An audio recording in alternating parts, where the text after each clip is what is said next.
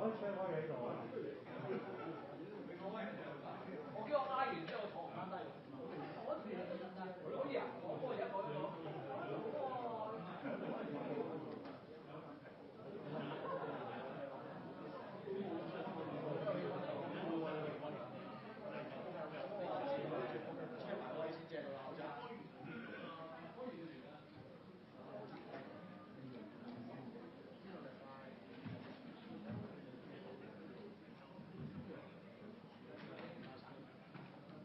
Thank you.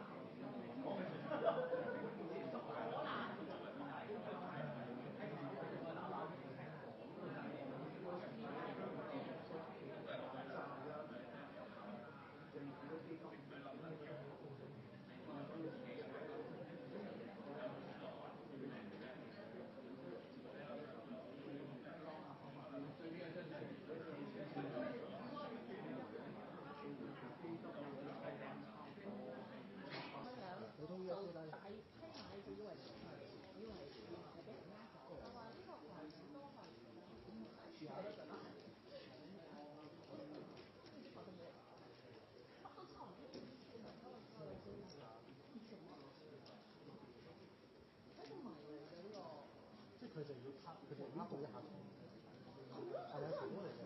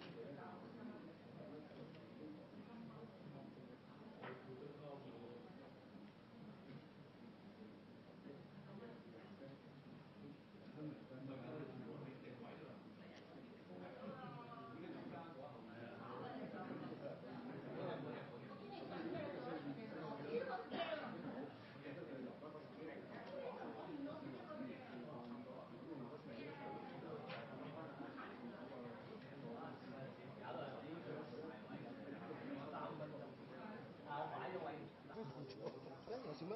唔係啊，閃咗。冇閃，我冇開閃啊，冇玩啦。唔係啱啱閃咗喎。佢哋閃，唔係我閃嗱，我點會有閃？第一所有人 ready。我冇閃啊！我點會？我好確㗎。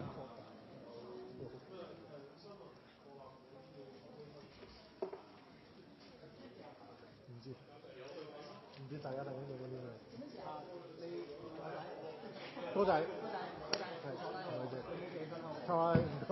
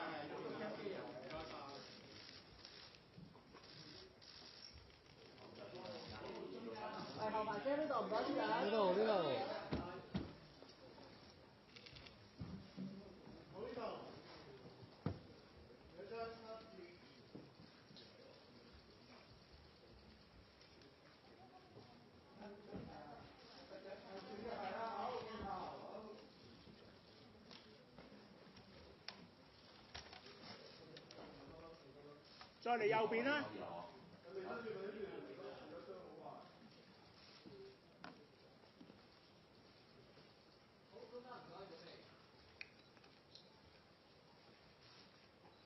我右邊呢度。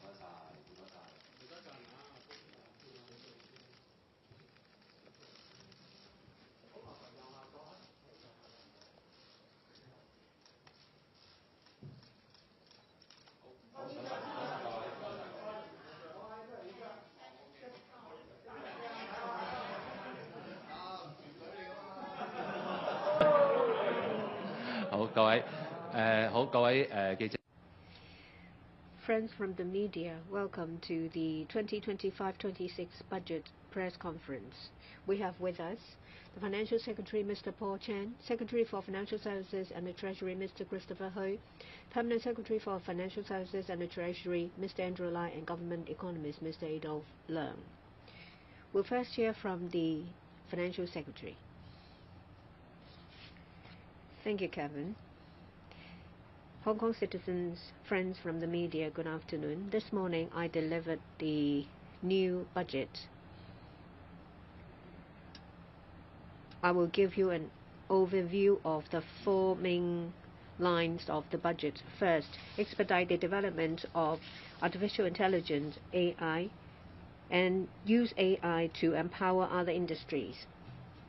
Artificial intelligence, AI, is a new element of new quality productive forces. We want to make it a core industry, and we want to make make use of AI to empower other industries to transform. We will prepare for the setting up of a research institute, the first forum, as well as the first international conference on AI robots and the International Young Scientist Forum on AI. We want to make sure that there will be exchange in Hong Kong in terms of AI. Secondly, we want to expedite integrated economic development. We want to strengthen our advantage of the three centers. We want to explore new development areas in the process. We want to expedite the development of new quality productive forces and use these forces to drive high quality development. Thirdly, we want to attract new capital to develop new markets, that is, to expand our circle of friends. We will also hold a conference, a summit of Hong Kong Global Financial and Industry Summit. We will also like to expand our economic capacity. The Northern Metropolis is an important vehicle of economic development and capacity creation. It is also an important area in the GBA. We want to expedite development, that's why we leverage on the power of the industry. There will be diversified development. We will trial large-scale land development, land disposal. We will also moderately increase the size of government bonds. The purpose of the issuance is to invest in the future and to invest in infrastructure, not to pay recurrent expenditure. The fourth area is to launch the reinforced version of the fiscal consolidation program. We will strictly contain expenditure. That is our focus. We will also make good use of government resources and expand source of income. We have a very clear goal and implementation program. In the coming 3 years, together with the previous reduction, the cumulative reduction of 4 years will be 7%. The civil service establishment will be reduced by 10,000 posts this year. In relation to all personnel of executive authorities, legislature, judiciary, and district councils, there will be a pay freeze. All these programs will, within 2 years, restore fiscal balance.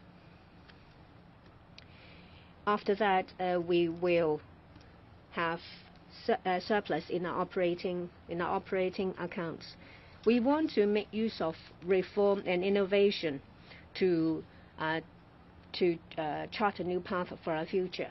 That's all for my opening. I'll now take questions. If you would like to ask questions, please raise your hands when you're named. Tell us your media outlet. Please don't ask more than 2 questions. Over there on the far side, a lady in white. I'm from Now TV. In relation to cutting of public expenditure, there was a proposal for pay cut for civil service. Now you've decided on pay freeze. What are the considerations? In relation to reduction of posts, well, there will be 2%. There will be mega projects in the future. Will there be rehiring? And what will be these posts? Well, previously there was the restoration of the hotel accommodation tax. Now you increase air passenger departure tax. Are you concerned that passengers will go to cheaper places, say for example Shenzhen? This year there will be a pay freeze. The pay freeze covers principal officials, civil servants, personnel of the executive authorities, the legislature, the judiciary, and members of the district councils. We have considered a number of factors. In the past 2 years, we have registered economic growth. We think that the growth will continue this year.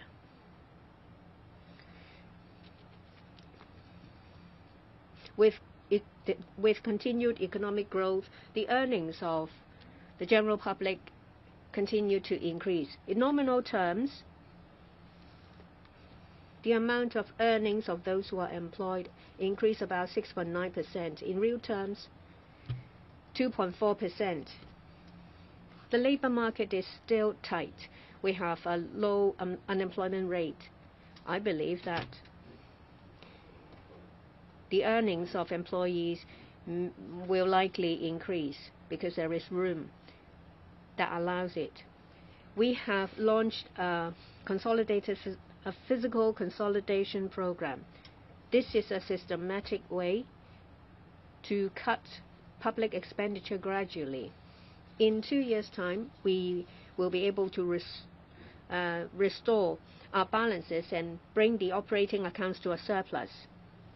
Apart from controlling government expenditure, we have also set a goal for a reduction of civil service establishment. From 2024 to 27-28, there will be a cumulative reduction of about 7%.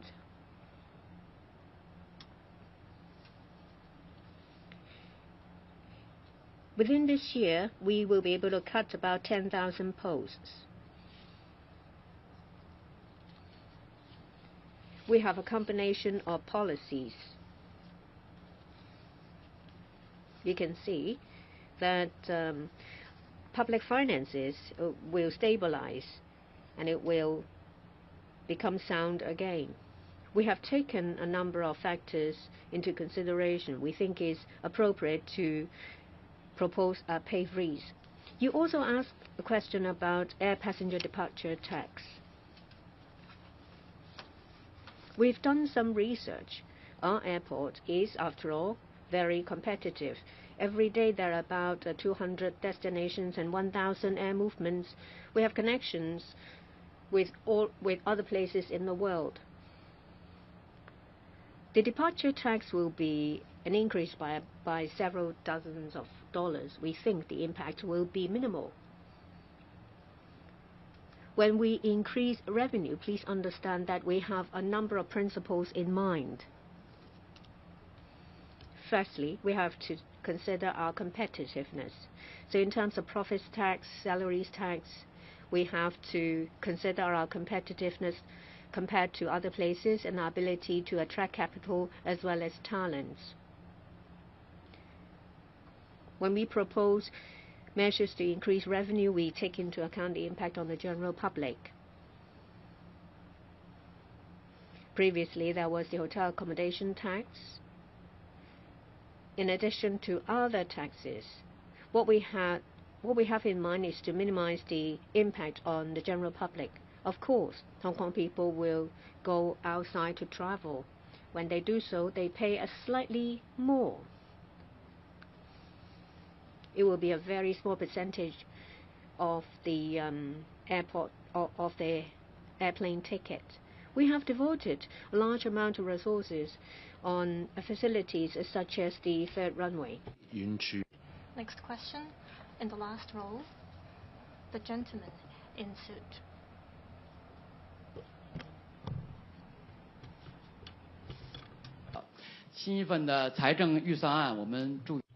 In the new budget, we noticed there is the reinforced version of the Fiscal Consolidation Program, and you want to make use of innovation and technology to develop the economy. I would like to say this. How do you balance a cut in recurrent expenditure while increasing input to innovation and technology? Would there be a reinforced version of resources devotion to INT? Thank you for the question. You are from CCTV. We launch a reinforced version of the Fiscal Consolidation Program for a number of reasons.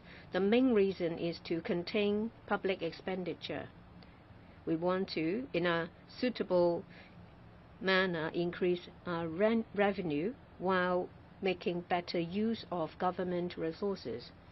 We have set a very clear pathway and goal. Say, for example, all the way to 27-28, the cumulative reduction in recurrent expenditure will be 7%. The civil service establishment will be reduced by 7% as well, which is quite considerable. This year, there will be a cut by about 10,000 posts. Under the reinforced version of the program, we want to make better plans for government expenditure. We have put in place a number of endowment funds for various projects. The endowment funds have been operating outside the government account. We have made some adjustments and we have done some research. The endowment funds are set up for different reasons. Some are set up through administrative measures, while others are through legal means. We have conducted a stocktake. We realized that there is about $180 billion in balance in these funds. So for the funds set up through administrative means, we have set aside the amount they need for operation in the coming 5 years. The rest is brought back to the government. This is to make better use of government resources. Thirdly, under this Fiscal Consolidation Program, we issue bonds mainly to support the development of the northern metropolis. It's an investment for the future, for infrastructure. In the coming 5 years, the expenditure on public works will be about $120 billion. In the past, it was about $90 billion. We plan to spend a bit more. That's why we make use of market forces to issue bonds, which is one of the means we have. second last row, the lady in grey. Good afternoon, Financial Secretary. I'm from Singtel. There isn't a tax deduction for salaries tax, and does that mean in the medium and long term the government is making the middle class suffer, and how will the government ride out the storm with the general public? Also, there will be this boundary facilities fee on private cars departing via land boundary control points. Do you think this will have an impact on the northbound traveling scheme as well as the southbound travel scheme? We have studied this. With the current public financial situation, we have to increase revenue and cut costs. As mentioned, we have to take into account our competitiveness. We have been competing with other places to attract capital and businesses. We have to tread carefully as we introduce new taxes. We have to factor in our competitiveness.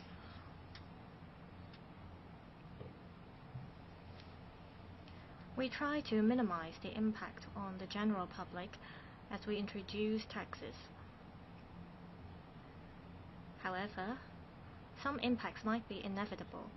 As you mentioned, we are going to introduce this boundary facilities fee on private cars departing via land boundary control points. We have devoted a lot of resources on building the boundary control point facilities. We hope to adhere to the user pays principle as we introduce this tax. We have asked the relevant policy bureau to carry out a study so that we won't pose too much impact on the traffic, which might affect people's travel. And at the same time, we want to recover costs and resources. This is our major consideration. Let me add one more point. For the middle class, well, given the current public financial situation, we ask for your understanding that the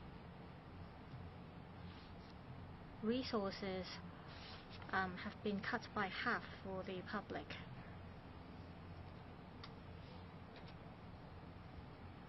The gentleman in grey with glasses. Questions from the South China Morning Post. Firstly, could the government provide further details on the legalization of basketball betting? What is the time frame for this, and how much money would the government expect to gain from this measure? Secondly, what is your opinion on the suggestions of some observers that the government would need to explore new forms of revenue in the long term to solve the government's deficit? Would it consider something like a sales tax or other forms of increasing revenue to better balance its books? Thank you. Thank you. Firstly, about basketball betting, we are aware of the fact that there are certain degree of illegal betting activities going on. So it is better to properly regularize this. And on this, we have invited the Hong Kong Jockey Club to study the matter and give a proposal to the government for consideration. Currently, the rough estimate, depending on the final scheme, rough estimate perhaps every year, if we are going to introduce betting duty to regularize basketball betting, that will give us about 1.5 to 2 billion Hong Kong dollar in terms of revenue. As to your question about the possibility of introducing a new form of tax, our guiding principle is that in considering any revenue measures, particularly tax-related measures, we have to pay regard to the following considerations. One is the competitiveness of Hong Kong in terms of attracting investment and talent.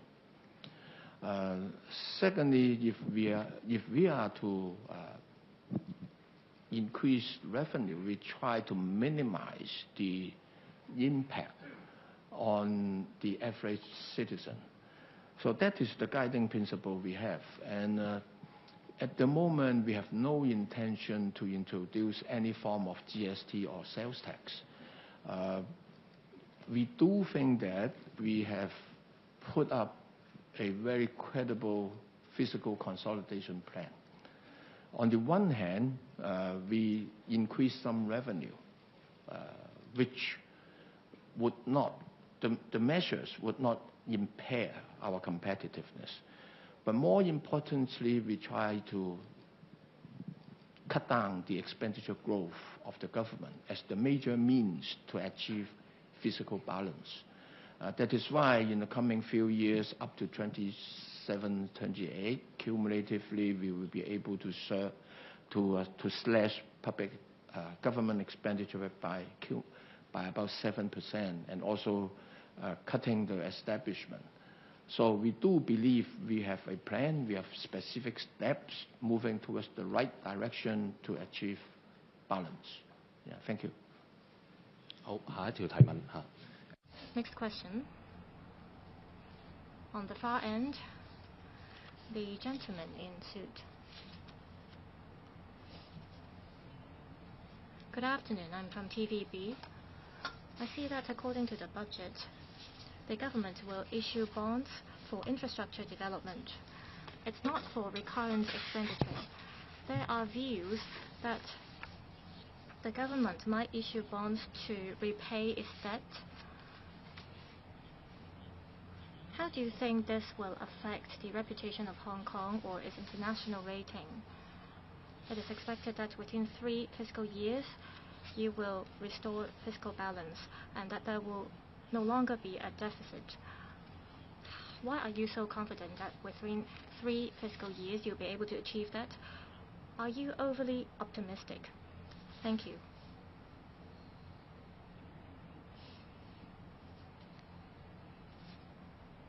The government has been issuing short-term bonds.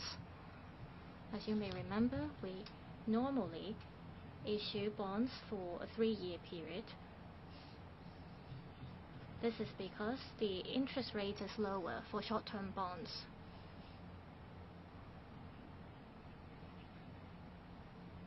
We can issue bonds anytime if we want, and those bonds will be purchased by the market. Given this, it is more cost-effective to issue short-term bonds because the interest rate is low.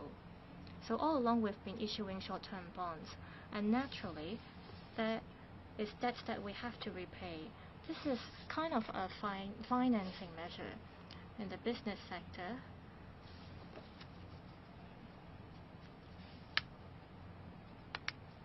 Making use of low interest rate and by issuing bonds to finance the projects is quite common.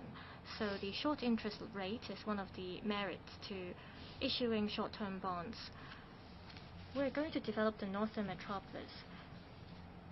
We are going to devote many resources in the preliminary stage, and we will only recover costs at a later stage.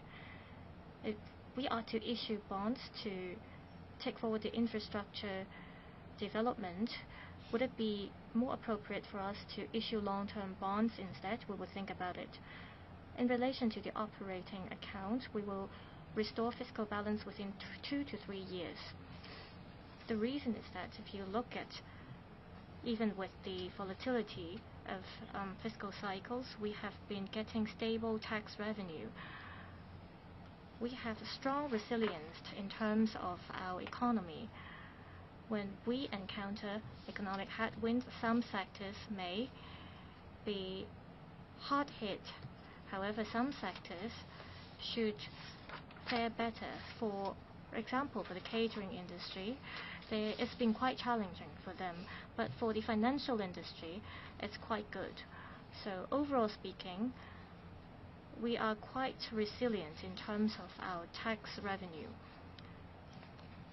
Also, under this fiscal consolidation program, we are going to slash expenditure as well as contain the civil service establishment.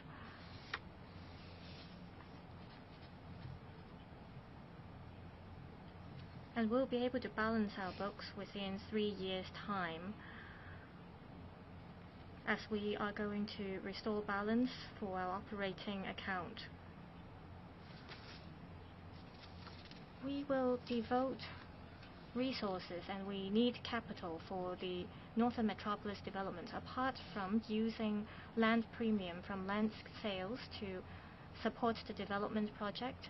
We have to issue bonds to fill the gap for the cash flow.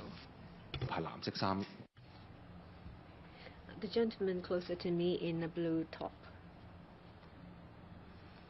I'm from Tai Kung Pao.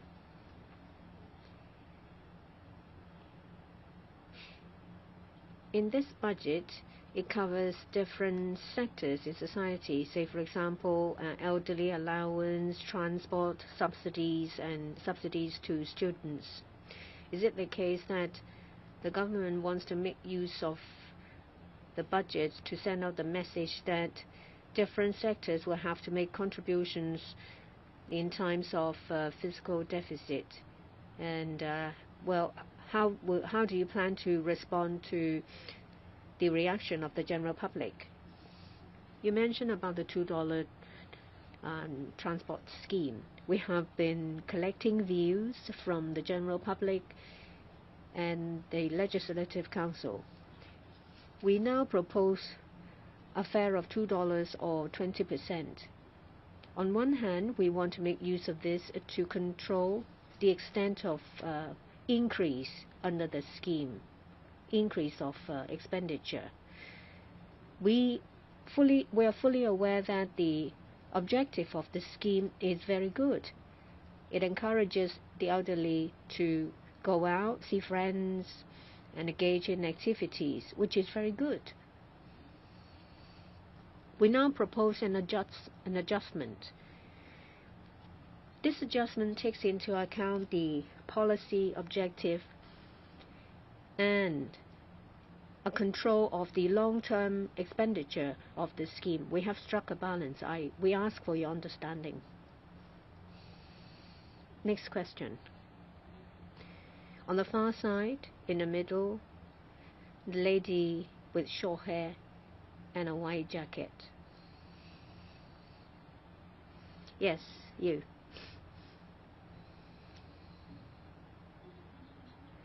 I'm from Shenzhen Satellite TV. There is a lot of ink on expediting AI development in Hong Kong. Yesterday there was a report from Shenzhen saying that there will be a number of measures to develop AI. So what is the size of the funding support to develop AI? And in what specific areas will you focus on in the development of AI?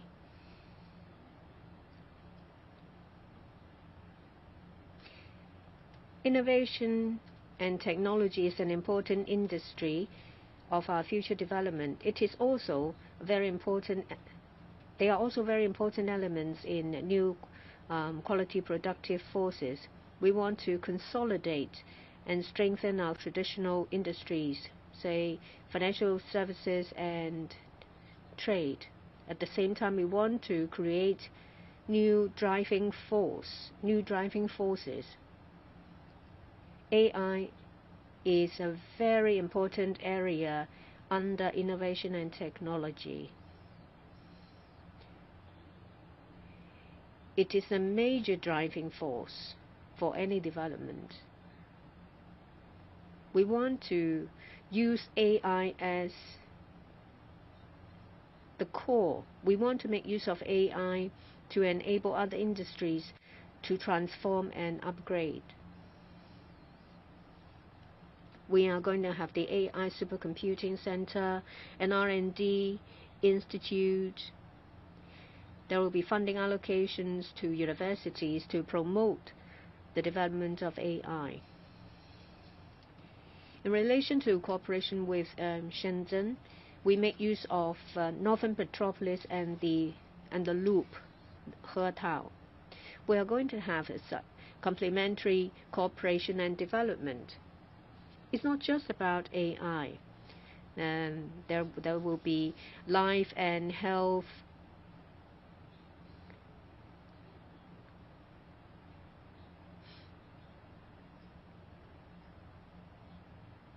in the loop. There will be exchanges of important elements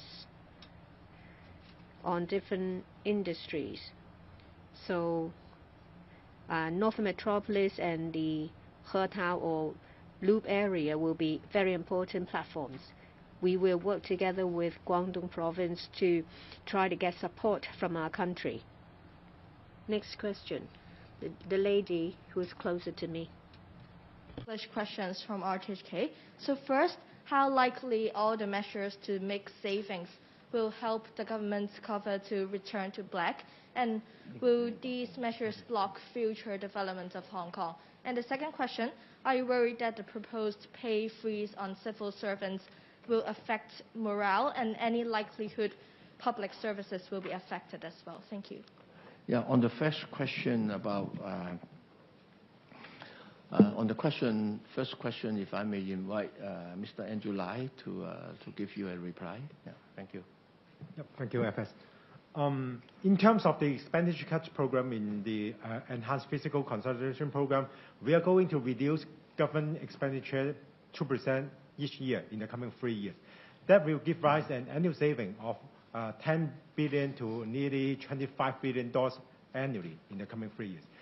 And it will contribute towards our saving program and help bureaus and departments to redeploy these resources to other more important areas. And it is one of the important measures for us to restore the balance in our operating account. And regarding your questions about civil service pay fees, being a civil servant, I think we understand the sentiment in the community. We are willing to work hard together with the members of public and also all sectors to promote the economic development of Hong Kong. Thank you.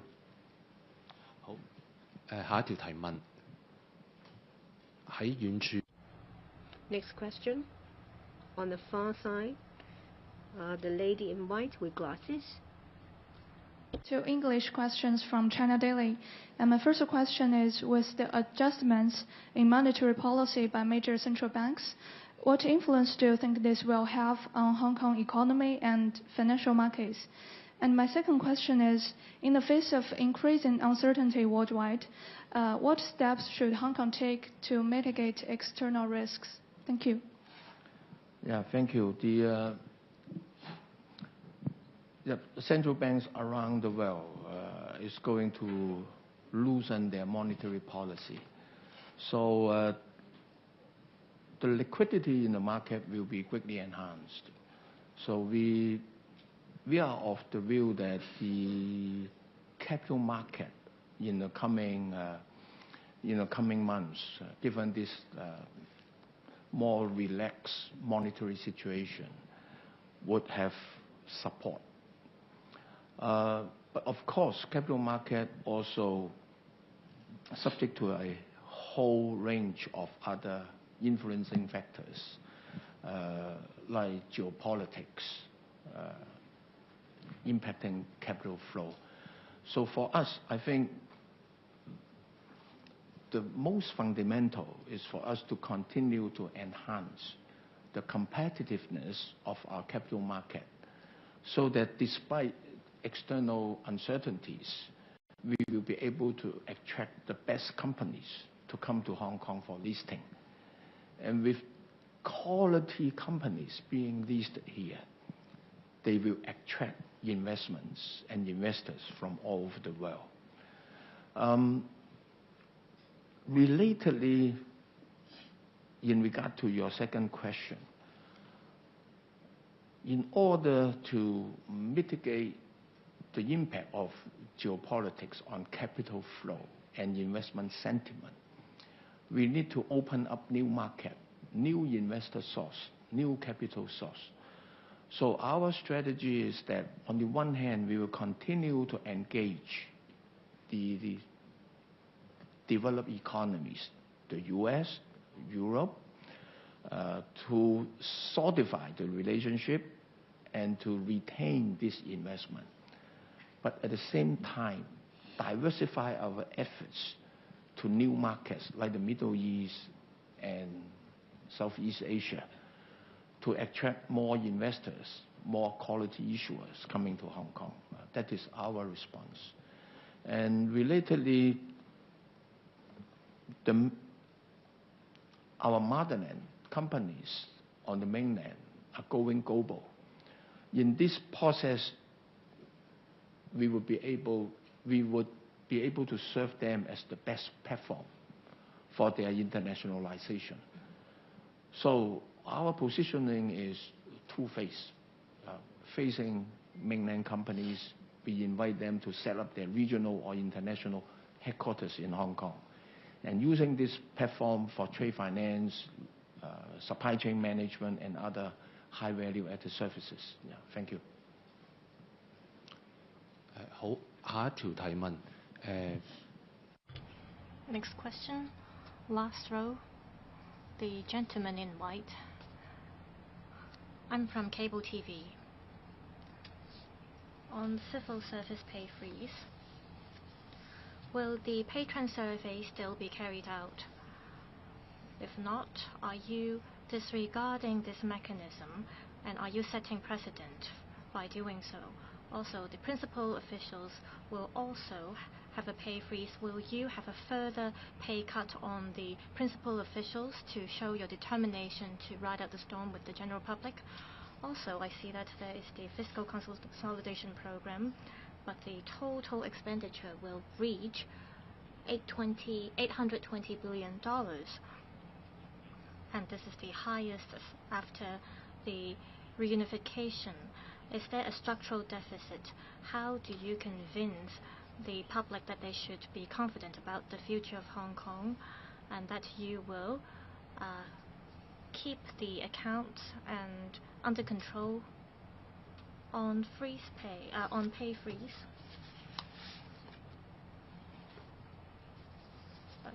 As announced by the budget, there will be a pay freeze for all personnel of executive authorities, the legislature, and the judiciary. The Civil Service Bureau will announce the details in due course.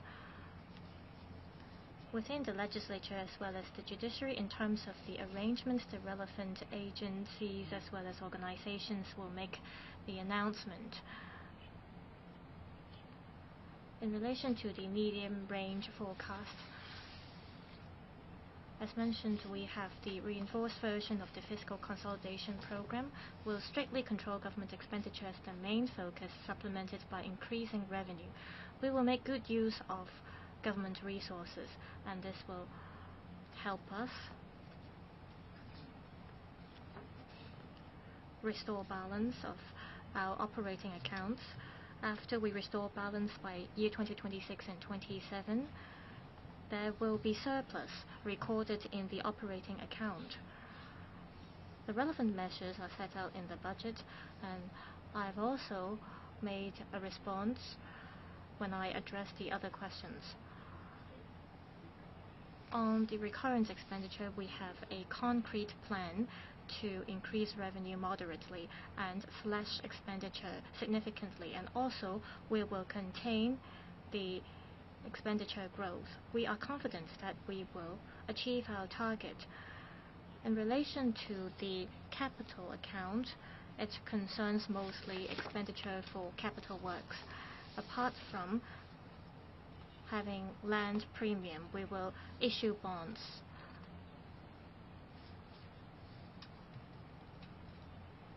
The debt to GDP ratio will be 16.5% after we issue bonds, and this is a healthy level. In relation to unpaid debt to GDP ratio, I will ask Mr. Adolf Leung, our economist, to tell you more. The debt to GDP ratio will remain at 10% for the medium-range forecast. This is an acceptable level in terms of the international standards. For other places or economies, the debt to GDP ratio is way higher than ours, so we think that this is a sustainable level. So why a pay freeze instead of a pay cut?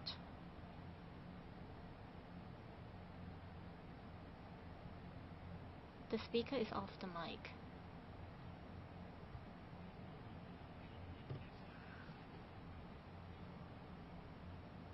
We have the support of our civil servants as we introduce the pay freeze. We think it is an appropriate time for us to roll out this measure now.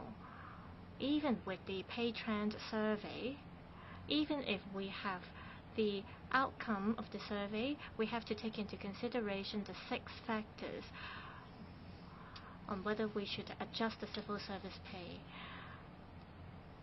And we have to also consider the public fiscal position as we decide on the adjustment. So we don't think it is appropriate for us to follow the survey now. Now let me say this again. As we consider the pay adjustment for principal officials, we take into consideration the following matters. First, over the past 2 years, Hong Kong's economy has been growing, and this year we record a 2 to 3% growth. According to our medium-range forecast, we think the economy will continue to grow. The growth will reach 2.9%. Secondly, we take into consideration people's income. Over the past few years, we see in nominal terms a growth of 6.9% of people's income and earnings. Thirdly, we have introduced a reinforced version of the fiscal consolidation program. By year 2026 and 27, we will restore balance for the operating account, and we will return to a surplus then. With all these considerations in mind, we think that it is an appropriate measure for us to impose a pay freeze for principal officials. The last row, the lady over there.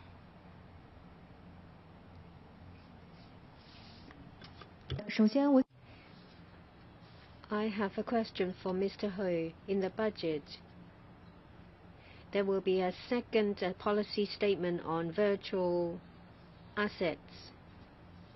How do you assess the effect of the second statement? Do you have any goals?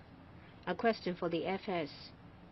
Will the government provide more support in a particular area? Thank you for your question. You may recall that a few years ago, we issued the first policy statement in relation to the development of virtual assets. We wanted to create a virtual asset ecosystem. We have put in place a number of measures. We started regulation of virtual asset platforms and exchanges. We've also launched relevant products. After the policy statement was announced, we have gauged responses, and we've also assessed the effectiveness of our policies. And you may recall that there is a well-known conference consensus. They have chosen Hong Kong as the location, as the conference, which is the first in Asia. There will be about 330 events and activities taking place in Hong Kong. After we have announced the first policy statement, we have gauged the implementation and acceptance. We found that the statement was very well received. The second policy statement will be on a more macro level as to how we can promote further development of this market. As someone mentioned, there is great certainty in the external environment. In this environment, we need to provide more certainty. We provide more certainty in terms of policy, which is what the second policy statement will do. And then that's the major direction of the second policy statement.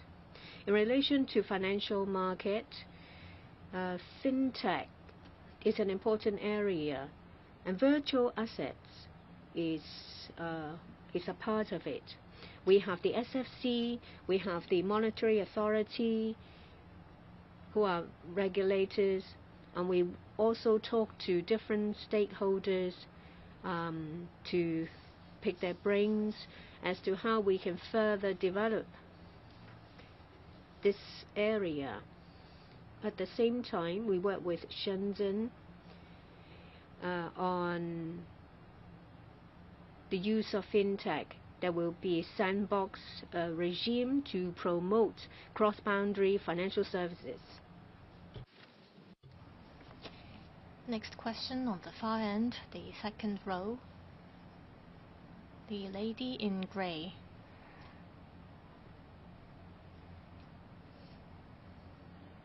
Good afternoon, secretaries. I'm from RTHK. I'd like to ask about the cancellation of the $2,500 for primary and secondary students. Why do you choose to slash this measure? Why do you cancel this altogether instead of reducing the subsidy? Also on the stock market, there's a large part in the budget about the financial development in Hong Kong. The transactions have been on the high side.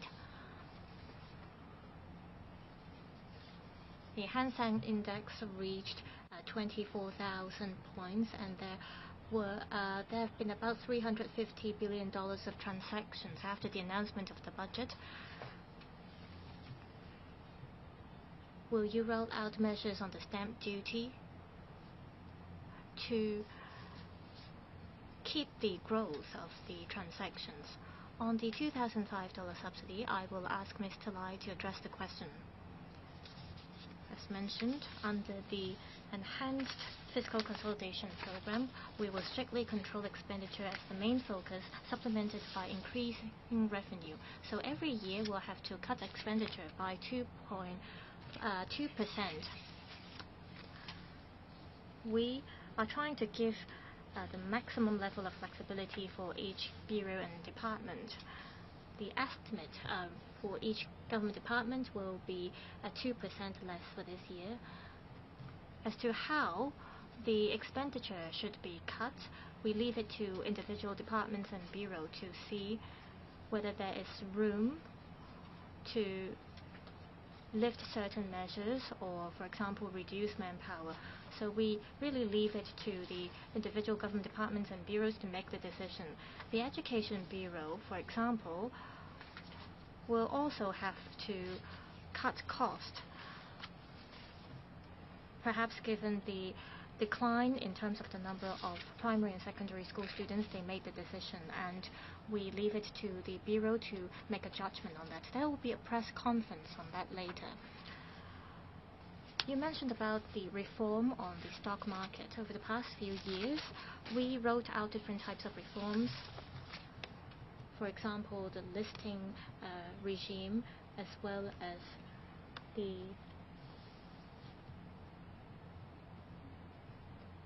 co-weighted voting rights. The target is that we want the financial market can move with the times.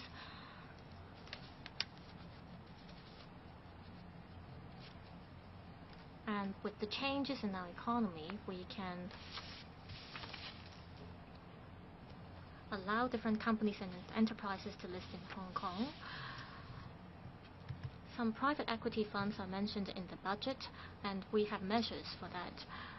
So we'll continue to explore in this regard. We want to enhance the appeal of our market so that companies from different sectors can list in Hong Kong to enrich the market with greater liquidity. We can then attract even more companies to list in Hong Kong. And then there will be a higher stamp duty. With a buoyant financial market, it can also benefit the other sectors and industries. Next question. The lady in the first row in the far end. I'm from AM730. On the $2 scheme, there are views that the number of trips will be kept at 240 every month under the scheme. And this is still quite generous according to some people. Do you agree? And how do you come up with the limit of 240 trips per month? Also, does this new measure manage to combat abuse of the scheme as well as address the issue of people taking short rides on long-distance routes? Yes, Mr. Lai. We have to take into consideration the actual situation. We don't want to cause any nuisances to our elderly people.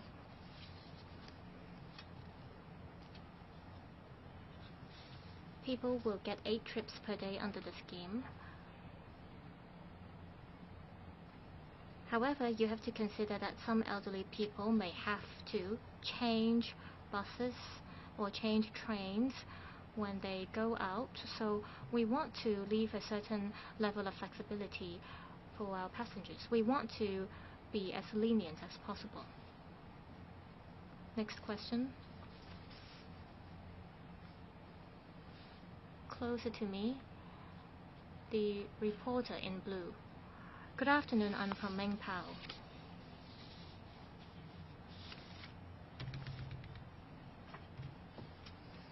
For the last fiscal year, the deficit recorded was $100 billion.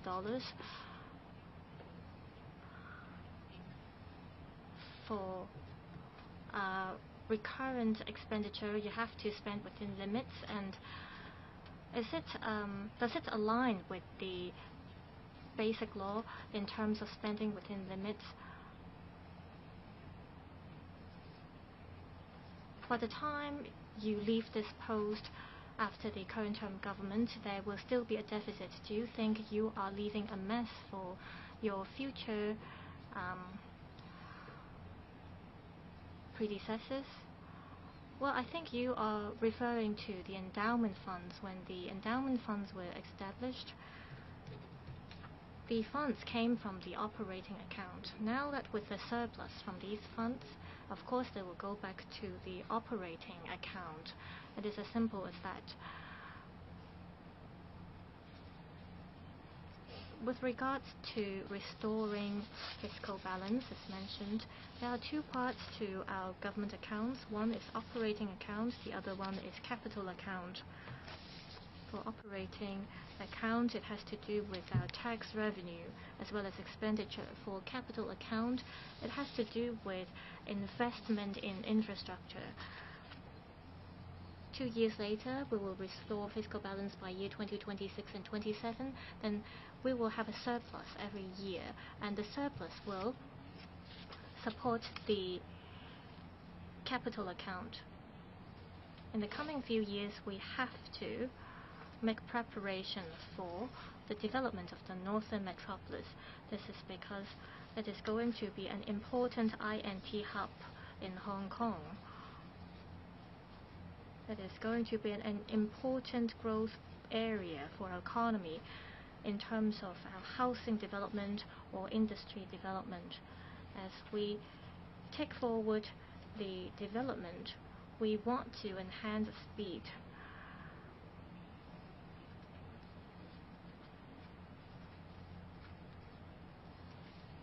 We are currently devoting a lot of resources into the capital works as well as public works projects in the northern metropolis. It is only at a later stage that we will be able to recover the costs. So we have to leverage the market forces. There are different ways to do so. It could be done through large-scale land disposal approach or public-private partnership. We can also issue bonds, for example, to raise funds. We think that this is appropriate, and this is going to be the most beneficial for the future of Hong Kong as well as the local economy. Next question. Next question. On the far side, second row. The reporter in black.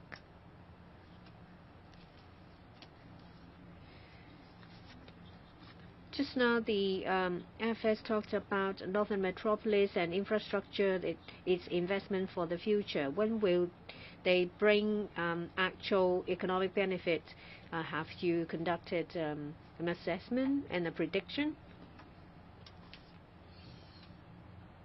The Northern Metropolis is a large area. It accounts for about 1/3 of the area in Hong Kong. Development area is about 3,000 hectares. We have to devote a large amount of capital upfront. We have to form the land and have advanced preparations so that in the future there will be residential areas as well as areas for industries. We try to attract capital and businesses. From the end of 2020, we have about 60 strategic enterprises coming to Hong Kong. In the new batch, there will be about 10. They will invest in Hong Kong about $50 billion, creating about 20,000 jobs. The benefits, say for example, the tax received will be realized shortly after that. We have about 500 new enterprises that will go to these areas, and there is a direct investment of a large amount. So we have to wait till these enterprises to come to Hong Kong to settle, to start operation before we can reap the benefits. We'll have to wait for a period of time before the benefits are realized. But in some areas, we see the benefits more quickly. Say, for example, cooperation at the Loop area. We see the benefits earlier because operation has started. We'll take questions from the last 3 reporters.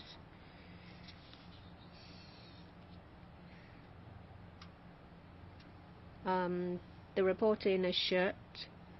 I'm from tensions and the possibility of a trade war been factored into Hong Kong's growth target in the coming year and also in the medium-range forecast? My second question is revenue from land premiums last year is the lowest in 2 decades, and also for multiple years in a row it missed the estimates. With today's new estimate, is it an indication that land sales revival is unlikely, and how confident is the government to hit that estimate?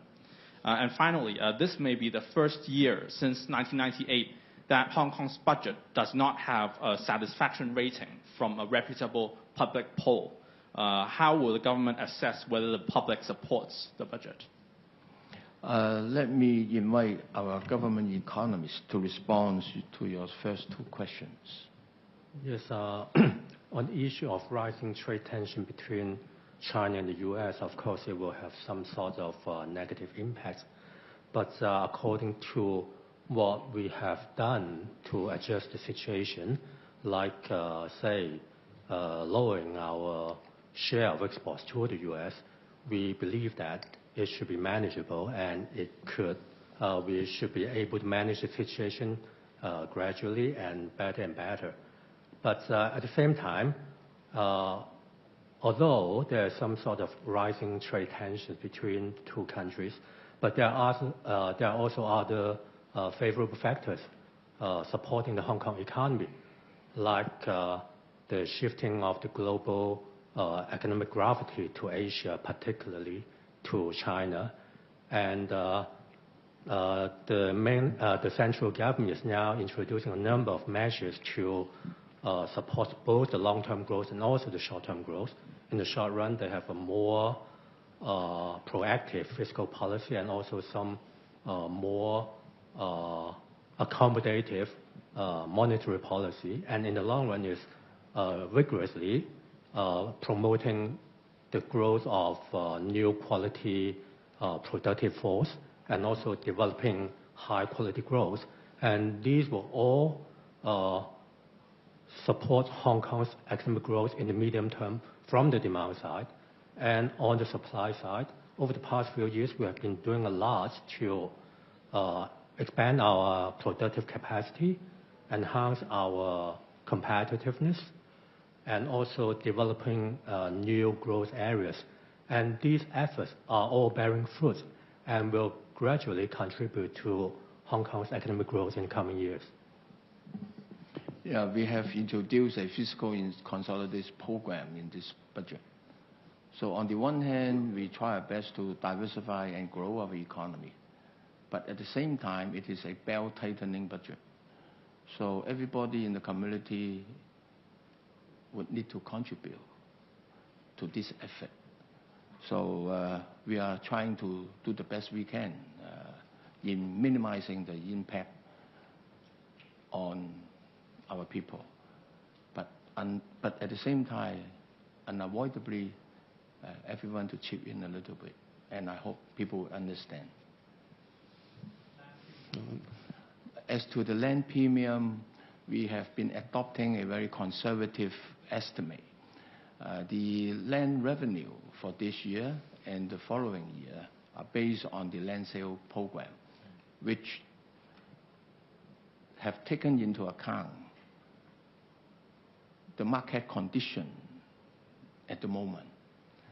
As to the land income for the following 3 years, meaning from following 2 years, for the rest of the medium-term period, are on the basis of gradually increasing to about some 2% of our GDP.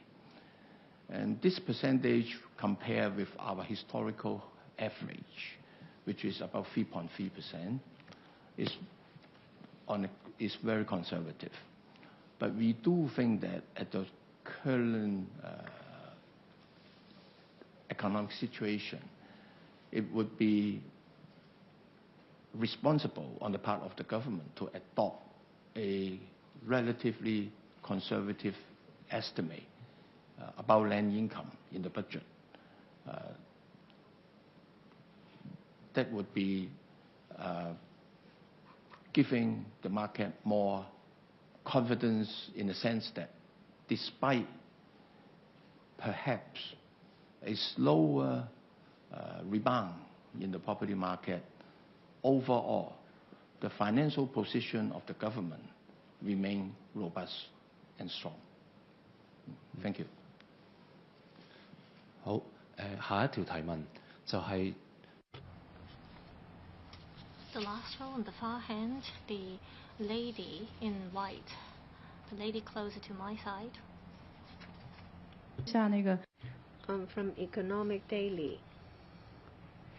Last year, with the scrapping of the demand side management, it stimulated the property market. This year, do you have any goals in relation to the property market? Just now you mentioned about preparations by the Hong Kong EX. The new measures, how are they different from the previous ones? In relation to the technology enterprises channel, where we provide support for INT companies to be listed in Hong Kong. Before they submit the official application, they have to first seek advice in relation to regulatory issues. We want to provide more flexibility to these prospective companies. Before they submit their applications, we want to provide advice service to them so that they have an idea about regulatory problems. This enables them to make preparations. We want to facilitate them before the submission of application. That is, there will be a more focused discussion on, say, regulatory issues to make the applications smoother. Regarding the property market, I will defer to Mr. Leung, government economist. I would like to first state that the stamp duty is to lighten the burden on home purchasers. It's not a measure that targets the property market. The property market is affected by a number of factors, one of which is interest rate. There may be an interest cut.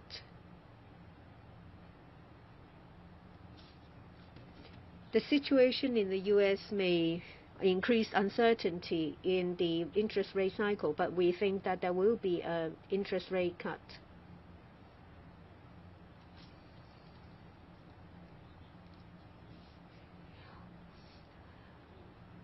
In terms of attracting talents, our efforts have borne fruit, so there will be an increase in demand. We reckon there will be a stable development this year in the property market. We'll take questions from the last reporter. The second row, the reporter over there, who is closer to my side.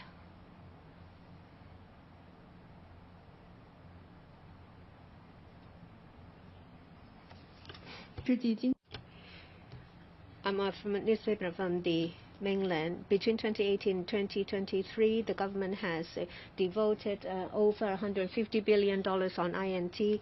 This time there will be another $1 billion on in this area as well. So how do you make sure that what you have devoted into these areas will in the end benefit Hong Kong? We have been allocating resources and funding to promote the development of innovation and technology. In the past, it focused on R&D, especially in universities. We have a very strong ability in the region. Universities rank quite high in terms of R&D. But in addition to R&D, we would also like to do something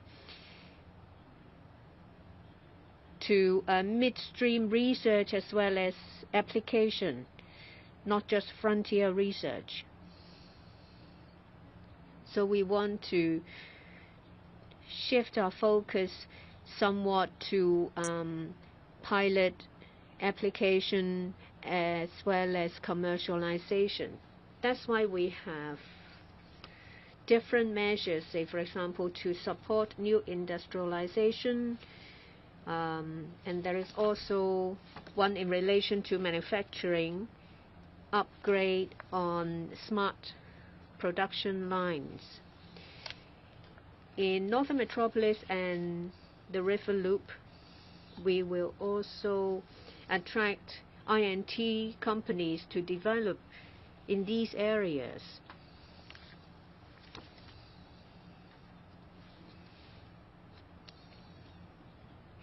It may take another year or two.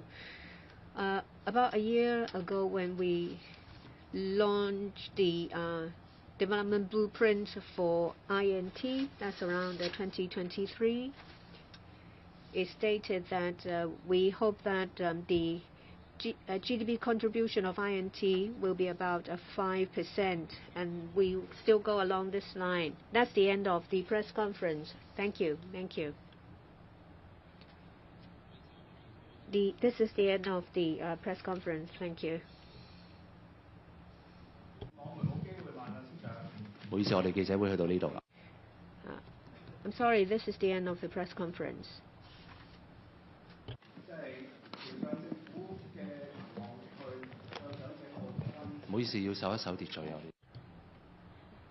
Please abide by our rules.